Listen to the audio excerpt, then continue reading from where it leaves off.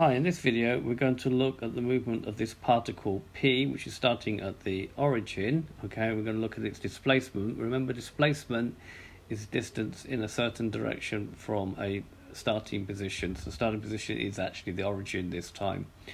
Okay, so let's just have a look at the motion first. So if you click this button here, you'll get the motion, and you'll see it moves quickly, gets to 6, it will stop there for 3 seconds and then go back more slowly for the last 6 seconds. Okay, so just reset that by pressing reset. Just go through up quickly to 6, we'll stop there for 3 seconds and then go back slowly for 6 seconds. Okay, so what is this graph is what's known as a displacement time graph. So for every 1 second it goes along 2, that's what it means, 2 meters per second.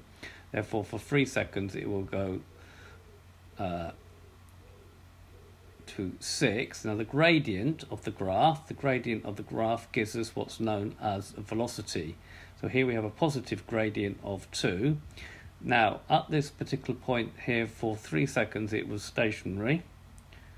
So we get a horizontal straight line, so it's stationary, and then it goes back to the starting position but more slowly, and because the gradient of this is now negative, then we say the velocity is minus 1 meters per second squared, where the speed will be 1 but the velocity will be minus 1 because the velocity is now acting in an opposite direction.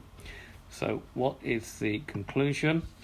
The gradient gives the velocity in meters per second. Note the distance travelled is 12 meters. So the total distance travelled was 6 plus 6, which is 12, and then the final displacement is actually 0. It ends up at the starting position, but the distance travelled is actually 6 and 6. Okay, so I'll just reset this again to just a one more last look. If you click on that, it goes up very quickly to do 6, stops there for 3 seconds, and then goes back more slowly for 6 seconds. Okay, so the link to this GeoGebra app I'll put in the notes of the video. I hope you've understood, and I hope that's helped you, and I thank you very much for watching.